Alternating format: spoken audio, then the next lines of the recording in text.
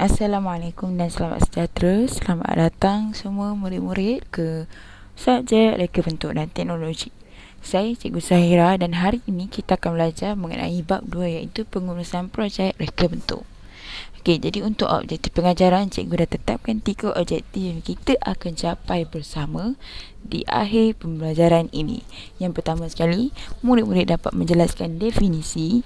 Yang kedua, murid-murid dapat cara untuk menjana idea reka bentuk. Dan yang ketiga ialah menyatakan langkah pengurusan pelaksanaan projek.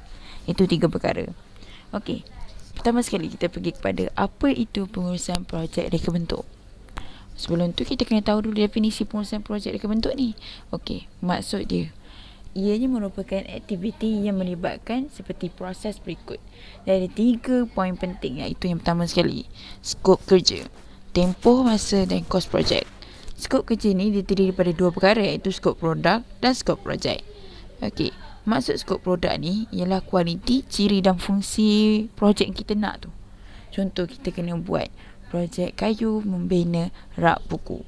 Rak buku kecil dulu kan kita ada buat kan. Okey, kita kena tahu kualiti kayu tu macam mana. Kita kena kualiti kayu yang cantik ke, yang kuat ke, yang tak kuat ke, yang biasa-biasa ke. Itu kualiti.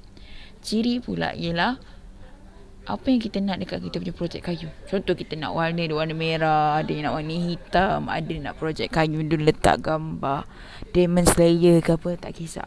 Itu ciri. Fungsi pula, fungsi untuk rak buku ni adalah untuk meletakkan buku. Skop projek pula ialah kepimpinan dan pengurusan tak ada masa. Kepimpinan, dulu kita dalam satu grup ada yang jadi ketua, ada yang jadi penolong ketua. Itulah kepimpinan. Pengurusan tak ada masa pula adalah masa yang cikgu bagi untuk projek tu disiapkan. Okey. Manakala kos projek ialah peruntukan kewangan yang cikgu bagi untuk beli bahan-bahan untuk projek. Okey, seterusnya, apa ciri pengurusan yang baik untuk projek reka bentuk? Yang pertama sekali, bila kita kena rancang dulu aktiviti projek tu, kita kena tahu apa yang kita nak buat. Yang kedua, kita kawal pelaksanaan. Maksudnya kita pastikan apa yang terjadi itu mengikut apa yang dirancangkan. Mengawal selia sumber yang terhad. Yang ketiga, kita kena pastikan kita guna sumber untuk buat projek kayu tu digunakan dengan sebaik mungkin. Okey, tentukan bilangan projek, berapa banyak projek kita nak buat. Dan terakhir sekali, menyediakan pelan atau lukisan projek reka bentuk. Kita kena tahu kita nak buat projek kayu macam ni cara dia, kita kena ada lukisan supaya orang lain faham apa yang kita nak buat. Okey, apakah cara untuk menjana idea? Okey, cara untuk menjana idea ni ada 4 perkara. Kena ingat ni, dengar jelas-jelas. Yang pertama sekali ialah meniru apa sahaja yang berada di persekitaran dan menukarkannya ke dalam bentuk produk. Contoh, kalau boleh tengok dalam buku, okey, mana datang boyan tu? Sebab dia tengok sarang burung. Contoh lain pula, macam mana orang boleh cipta kereta api, ataupun macam mana orang boleh cipta kapal terbang. Kapal terbang sendiri dicipta daripada tu nanti kita cerita. Yang kedua, menterbalikkan fungsi sesuatu alat. Tengok dalam buku teks, asalnya fungsi untuk tayar tu apa? Fungsi bagi tayar adalah menggerakkan kereta. Tapi bila kita terbalikkan fungsi tu, dia berjadi pasu bunga. Yang ketiga, menukar saiz objek.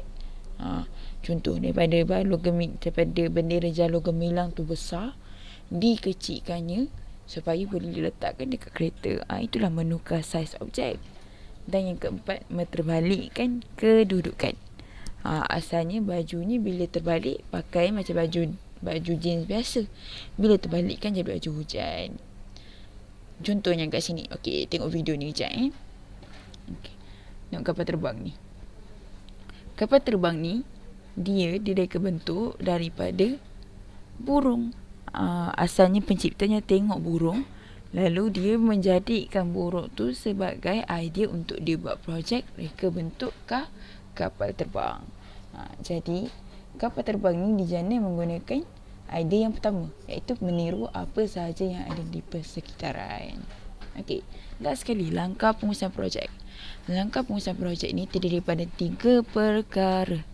3 perkara. Yang pertama sekali, perancangan. Yang kedua, penjadualan. Dan yang ketiga, pengawalan. Perancangan ni kita rancang dulu apa kita nak buat. Bila kita tahu projek apa kita nak buat, kita rancang. Okey, penjadualan pula kita susun.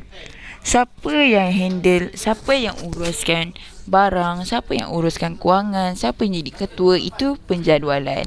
Kalau pengawalan pula, kita awasi, kita jaga apa yang kita lakukan tu supaya mengikut jadual yang telah dibuat. Okey, dengan itu berakhirlah pengajaran kita hari ini. Cikgu harap pelajar-pelajar semua dapat memberikan sepenuh perhatian dan boleh uji kefahaman anda dalam latihan pengukuhan yang cikgu bagi nanti. Okey, sekian saja, kita jumpa di kelas seterusnya. Assalamualaikum, terima kasih, bye.